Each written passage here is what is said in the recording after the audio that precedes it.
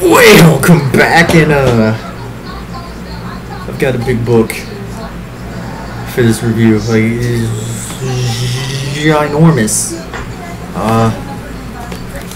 Percy Jackson and the Greek Gods. This book is great. I don't even know if you could hear me with my lips mumbling up against the book. But this book is fantastic. Look at that. It's giant. It's bigger than my head. It's bigger than both of my okay, maybe it's not bigger than both my hands. It's a bit bigger than both of my hands. And it's all in Percy's narration. And the artwork is phenomenal. Those are the rivers in hell, by the way. Like, it's just pretty much Percy telling stories of the Greek gods. This John Rocco is a phenomenal artist, okay? I mean, the cover's amazing. Like, all the pictures in this book are amazing. Just everything about this book is amazing, from the humor to Percy Jackson being the narrator. It's just phenomenal. Like, y'all know my love for Percy Jackson. And this book was a heaven sent for me, because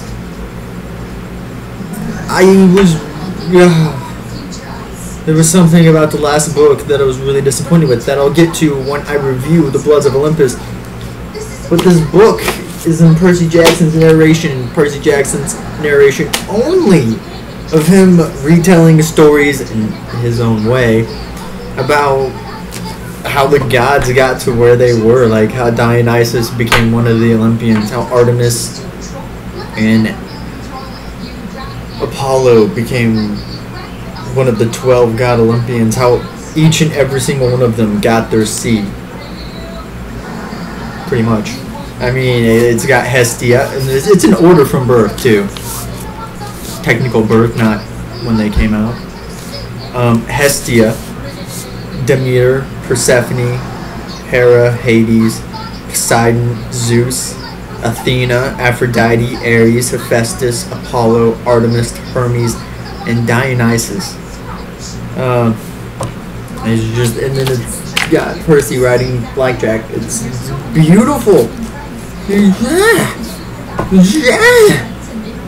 The book is it's amazing, and it makes me want to get Percy Jackson the Greek Heroes. Like, really, really bad.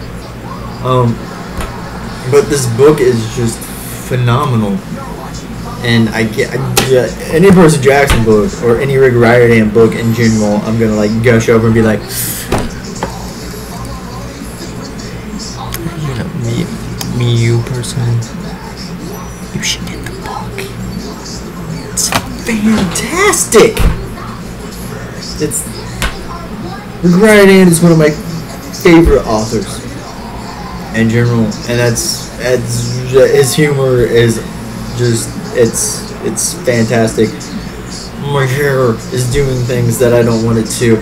I'm really hurrying this one up because my cousin Keith, you know, just I'm gonna vlog in a bit, you know. But this thingy, I don't know, that thingy, because I'm going to a basketball game with Keith, Hillsborough versus Taylorville, my town versus his town.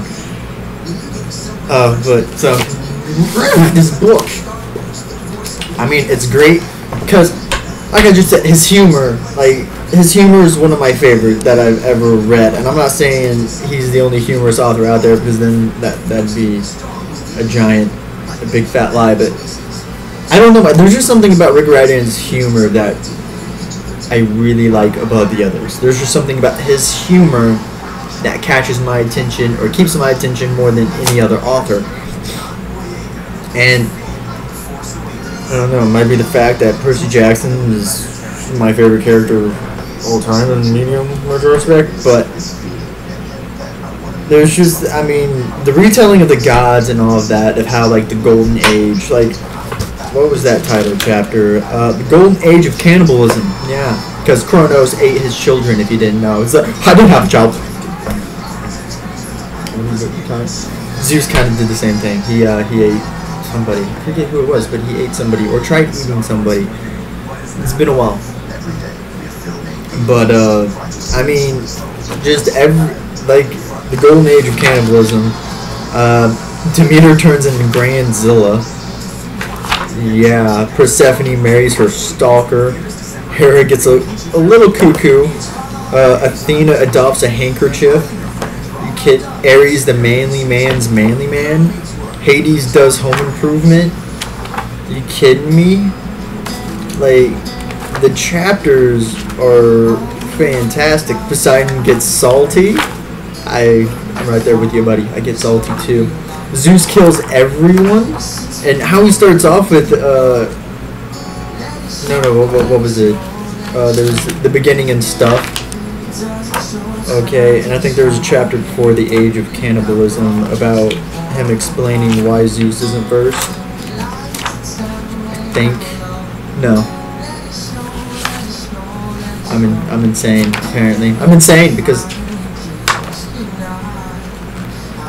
Whoa. I think I know when it is now. It's after the Golden Age of Cannibalism. It's after that chapter. No, the Olympians bash some heads. That's a chapter 2. Demeter turns into Grandzilla. Hestia chooses bachelor number 0. Oh yeah, Zeus crossed out. Why is Zeus always first? Seriously, every book about the Greek gods has to start with this guy. Are we doing reverse alphabetical order? I know he's the king of Olympus and all, but trust me, this dude's ego does not need to get any bigger. You know what? Forget him. We're going to talk about the other gods in order they were born. Women first, take a backseat, Zeus. We're starting with Hestia. Exactly. That right there is just some of the humor that I love in this book. Other than chapter titles, which I love. Oh my god. Oh, Jesus Christ. Just... that artwork. Oh. The Zeus one is really freaking fantastic too. And Zeus kills everyone. Just Zeus with a freaking lightning bolt striking everybody down. Just like, now you've taken. You want to mess up my city? No, son. I'm going to destroy you all. And he did. I think he tried killing everybody on the human planet at one point in time. But I'm not going to get into that. I mean, this book is amazing. And if you're, like, in a Percy Jackson hole, like, I was in a big Percy Jackson hole after the Heroes of Olympus, and then this book came out, and I was like, please? Yes? This book is phenomenal, and if you're missing Percy Jackson narration, like I was, you need to get this book and read it if you haven't already. I mean, it's been out for a couple of years, and I was not trying to look the book there, just to let you know. When did this book come out? 2014. Okay, so it's been out for 2 years, or this is his second year being out. So if you miss Percy Jackson narration, you should definitely read this book. Because it's funny, it's ginormous, and the fact that this book is not short. Like, the fact that the book is this big to begin with, and it's as long, it's bigger than the Sea of Monsters. Just imagine if this book was in like the regular book format, which is about that big, that wide, and this big is freaking that big. And this wide. Yeah, imagine a condensed down version of this book. This book would probably be around 400 to 500 pages tops, maybe 600, I don't know. It'd be a really big book if they condensed it down to a normal book size, but they made it a freaking giant book size, and Greek Heroes is like the same. It's just freaking giant, and I love it. It's a great book, and if you're missing Percy Jackson narration, like I said, you should pick up this book. It's really awesome. If you missed it, you certainly shouldn't have missed it because it was great. And honestly, that's why I haven't picked it up yet, if you haven't. You're crazy! You're crazy! Anyway, before I rant on for too long, this book is great. I wholly recommend it. You should definitely pick this up. I give it 10 out of 10. Okay. In all reality, it's probably a 9 out of 10 just because it's just Percy Jackson ranting about gods and nothing else. But hope y'all have a great day. Remember, only you can be the best you can possibly be. If you like the video, give it a like, comment if you will. I'd really enjoy that, and subscribe. Can't just, dude. Why haven't you already? Tap tap for now.